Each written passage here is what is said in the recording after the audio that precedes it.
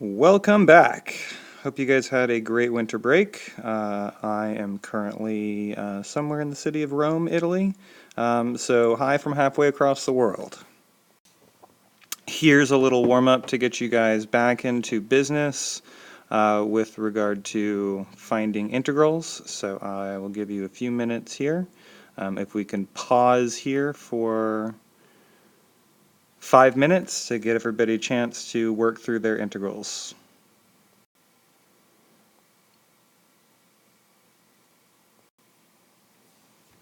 Okay, if we are unpaused now that everyone's done with the 3 problems, we're going to do a little work through on them. So if we take number 1 and we do the antiderivative, that is going to be an x cubed, which is going to give me a 1/3 to go along with the 2 that was already there, minus 5x, and of course we are going to get our plus c. So if we wanted to kind of clean that up a little bit, we could turn this into a 2 over 3 x cubed minus 5x plus c for the first one. For the second one here, we're going to do a rewrite, so we're going to want to do this as the integral of 5x to the negative 1/2 dx. So what that's going to do for us is get us a x is now going to be to the positive 1/2 power. That's adding 1 to the negative 1/2. I need the reciprocal of that, so that is going to be a 2, whole number 2, times the 5 that was already there. And then we're going to, of course, have our plus c. So that is actually going to give us 10. X to the 1/2, or in other words, the square root of x, plus c for number 2. And finally, for number 3, we are going to rewrite. Let's do it as parentheses x plus 4 to the 1/3 power dx. That's going to give us a little u sub here, where we're going to have our u equal to x plus 4. So our du is equal to dx. So that's a very simple u sub. And so that's going to give us the integral of u to the 1/3 power du. And if we do our antiderivative here, we're going to add 1. That's going to give us u to the 4/3 power. We're going to need the reciprocal of that number, that's 3/4. And then, of course, we are going to get our plus c.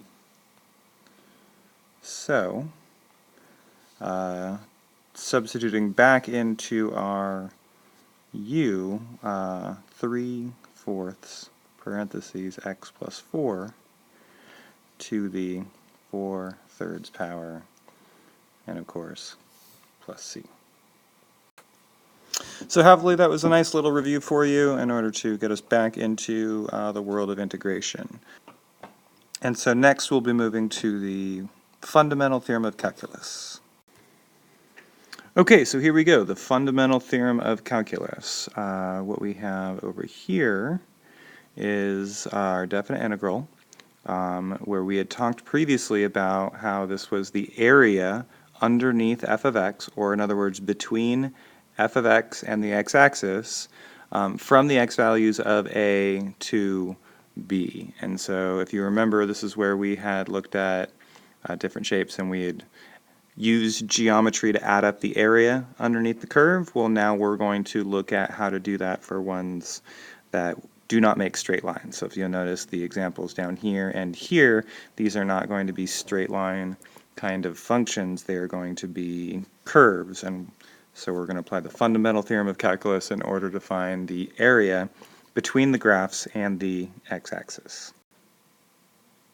The key thing that we're going to do in order to find that is we're going to find the antiderivative of f, and then we are going to substitute the upper limit of integration into the antiderivative, and then we're going to subtract the lower limit of integration into the antiderivative.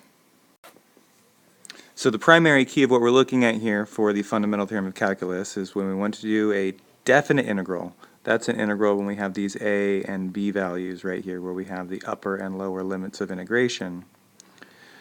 We're actually going to be finding a numerical area, and we're going to do that once again by finding the antiderivative. That's where this big F of b and this big F of a are coming from. And then we are going to find that antiderivative, substitute in the b value, that's this top upper limit of integration value, minus, and then we're going to substitute the a value, which came from right here, into the antiderivative. And then we're going to subtract those values. Okay, so with our example number 1 right here, what we're going to need to do is find the antiderivative of x squared minus 3. So x squared is going to become x to the third power. Because remember, we're going to add 1 to our exponent as we are integrating. We need the reciprocal of 3. That's going to be a 1/3. Okay, so that right there is going to be my antiderivative for x squared, and then minus, and then our antiderivative of 3 is going to give us our 3x. And so this is our big f of x that we're dealing with here. So this is what we're going to be substituting our 1 and our 2, which are our upper and lower limits of integration. So first we're going to do big F of 2. That's going to mean 1/3 times 2 cubed minus 3 times 2. Okay, so all of this right here is my f of 2, big F of 2, where I've substituted 2 into the antiderivative. Then we would subtract, and then we would do the same big F of x, except now this time we're going to substitute the lower limit of integration. That's going to be our 1 right there. So that's going to be 1/3 times 1 cubed minus 3 times 1 as our value to work with. And then it's just a matter of figuring out the calculations here. So 2 to the third is going to be 8. So this is really going to become 8/3. 3 times 2 is really 6, so 8/3 minus 6. Over here, we're going to get minus, and 1/3 times, well, 1/3, because 1/3 times 1, so 1/3 minus 3 times 1 is going to be 3, and so we've got these two calculations here, 8/3 minus 6 minus 1/3 minus 3. If we just distribute out that little negative right there, we might be able to turn our like terms together. So that's going to be 8/3 minus 1/3, that's 7/3. -6 minus -3, that's actually like -6 plus 3, because this negative right here is going to be applied with this negative, so that actually is going to turn us into a +3 there. So we're really going to get -3 right here. 3 is really like 9/3, so if I replace this with 9/3, the value we're going to end up at the end here is going to end up being a -2/3, and that is going to be my value.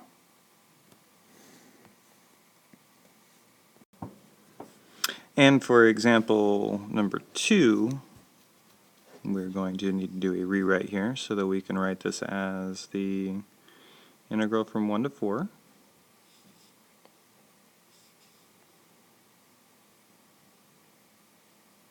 And then we're going to call this 3 to x to the 1/2 power dx. So the antiderivative of x to the 1/2 power is going to be x to the 3/2 power. The reciprocal of 3/2 is going to be 2/3 times the 3 that was already there, so these 3's are actually going to simplify out. That's going to leave in with an actual value of 2x to the 3/2 power. What we're going to get here is we're going to get 2x to the 3/2 power, and then we're still going to substitute in a 4 and a 1. So when we have our definite integrals, this is one way that we actually record what we're doing. We've got our antiderivative inside of a bracket, and then we still have our upper and lower limits of integration right here and right here. And yes, that is a sloppy 4, sorry. So going forward, what we're going to do is we're going to substitute the 4 and the 1 in to that right there. So that means I'm going to get, first I'm going to get 2 times 4 to the 3/2 power. That is the square root of 4 and then cubed. So actually what that is that's 2 cubed. That's really 8.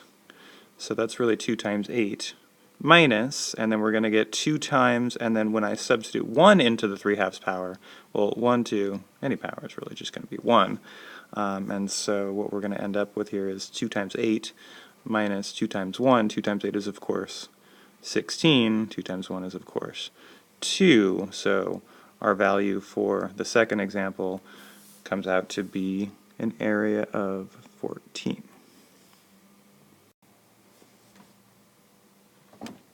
For this third example, we are going to have it written in a slightly different way, but it really is the same kind of problem, because what we're saying here is we're trying to find the area bounded, okay, area bounded by this function, the line y equals 0, the line x equals 0, and the line x equals 2. And if you remember, y equals means that we're dealing with a horizontal line.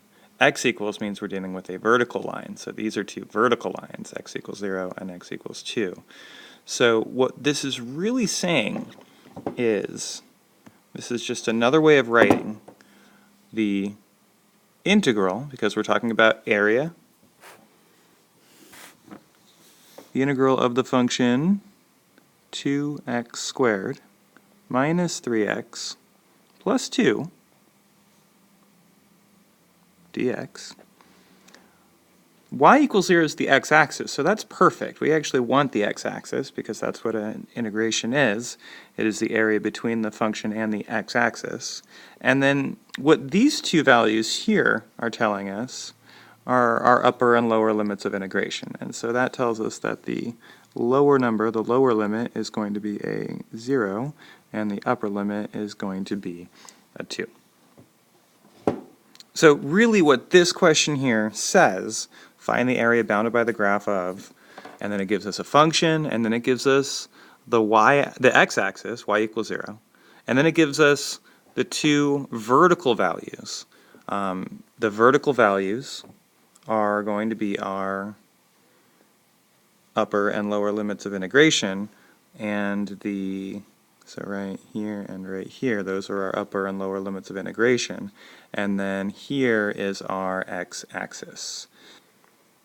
So what we've done so far is we've just rewritten this problem into a definite integral now that we know our lower and upper limits of integration, and we know our function, and of course the other line was the x-axis. So we can proceed just like we did on the previous two questions. We want to find the antiderivative. I'm going to put that inside of a bracket similar to how I did last time. Actually, let me get rid of the second bracket. Okay, so x squared, we're going to raise that up a power, so that's going to become x to the third power. We're going to get a 1/3 to go along with that, to go along with the 2, so that actually is going to become a 2/3. Minus, okay, 3x, well x is going to become x squared. I'm going to get a 1/2 to go with that, and I've got a 3 already, so that's going to give me my 3/2. And then of course I'm going to get my plus, and then 2 is going to become 2x. And so that's going to give me there's my antiderivative. There is a lower 2 and an upper, lower of 0 and an upper of 2. So we have our limits of integration. Now by this point, some of you may be questioning, since now we've done this a few times, what happened to the plus c when we did our antiderivative? What's up with that? Well, the plus c is not necessary when we're doing a definite integral, and the definite integral is when we have our upper and lower limits of integration. And the reason for that is, remember how we're doing big F of b minus big F of a? Well, if each of those had the same plus c, then I would have those c, I would just end up with a c minus c. I'll show you what that looks like. So if I had my upper limit f of b plus c minus, and then I have my lower limit, which is going to come out to f of a plus c, all in a big parentheses right here. Once we actually simplify this out, if you'll notice, this is a plus c right here minus a plus c right here, and so what's really going to end up happening to these is the c's are going to simplify out, and it's just going to leave us with f of b minus big F of a. And that's why that's why I haven't even bothered writing the plus c's out here, because they do simplify out. Okay, so getting back to the problem that we're working on right here, we are talking about this 2/3 x to the third minus 3/2 x squared plus 2x, and then we're going to be substituting in our value of 2 and our value of 0. 0 is going to be a pretty easy one to substitute into here, but let's just go forward. So if I've got 2/3, and then I'm going to get 2 to the third power, that's really just 8. I'm just going to put an 8 right there, minus 3/2, and then we're going to have a 2 squared, that's really a 4, and then plus 2 times 2. So this right here is all technically my big F of 2, and then if you'll notice, if I look at right here, and right here, my x's, when I do my 0 in for each of these x's, that's going to cause each of these terms to just become 0. So really what I'm going to get here is minus a big 0, and so I'm not even going to worry about that after this stage. So really all we've got to do is just clean up what we've got going on right here. So let's see, 2/3 times 8, that's really 16/3. And then 3/2 times 4 is really just going to become minus 6. And then 2 times 2 is, of course, 4. And so when we actually put this all together, negative 6 plus 4 is really negative 2. So that's going to give me my negative 2 right here.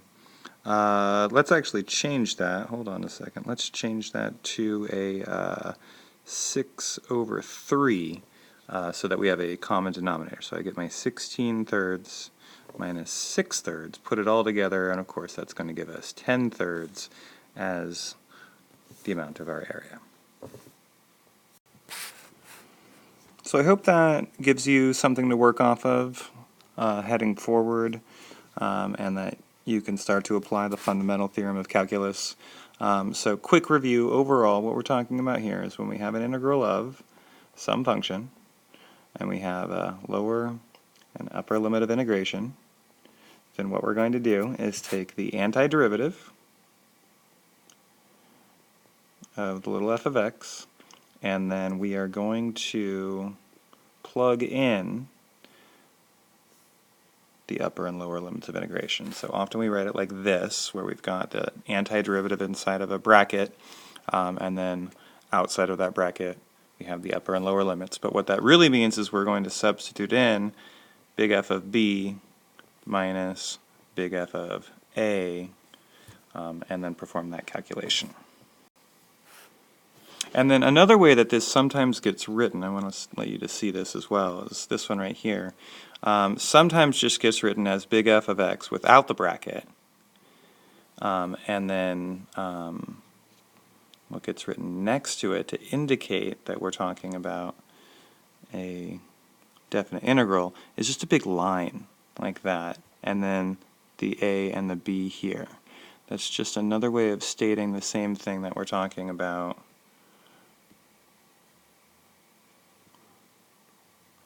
right there is another way of doing it. So sometimes if you're looking at videos online through Khan Academy or other places that you might look, sometimes they'll write it like what you see over here, as opposed to the way that I was writing it in my examples over here, but they do really mean exactly the same thing. So best of luck. That should help you take care of business on your homework assignment tonight.